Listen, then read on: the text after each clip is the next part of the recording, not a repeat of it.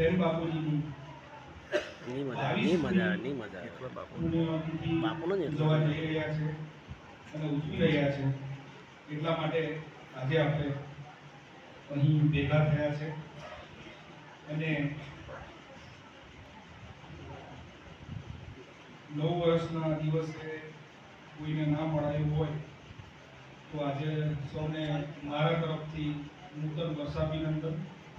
વિક્રમ સંવત 2080 ની વિદાય થઈ અને વિક્રમ સંવત 2081 નું આગમન થયું છે. તો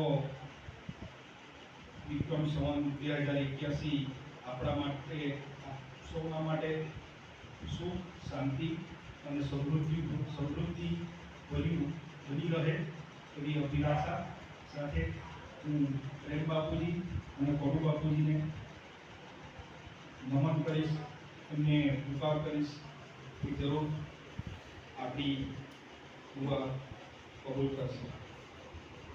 અને પ્રેમ બાપુજીની પુણ્યતિથિ આજે આપણે ઉજવી રહ્યા છે એટલે શું?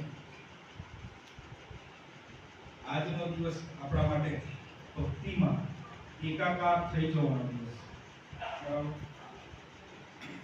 અને સતત એ જ્યારથી બ્રહ્મલીન થયા અને સતત આપણે આ 22મી પુણ્યતિથિ ઉજવી રહ્યા છે. તો આ કઈ નાની સૂની વાત છે આપણા સૌ માટે? ગર્વ લેવાની વાત છે.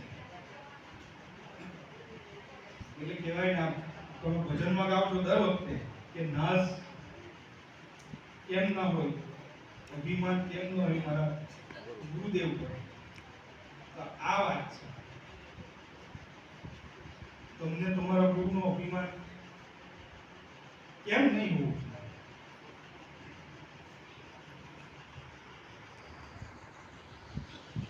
આગળ પણ આપણે વાત કરેલી તમારા ગુરુ એમનું નામ પડતાની સાથે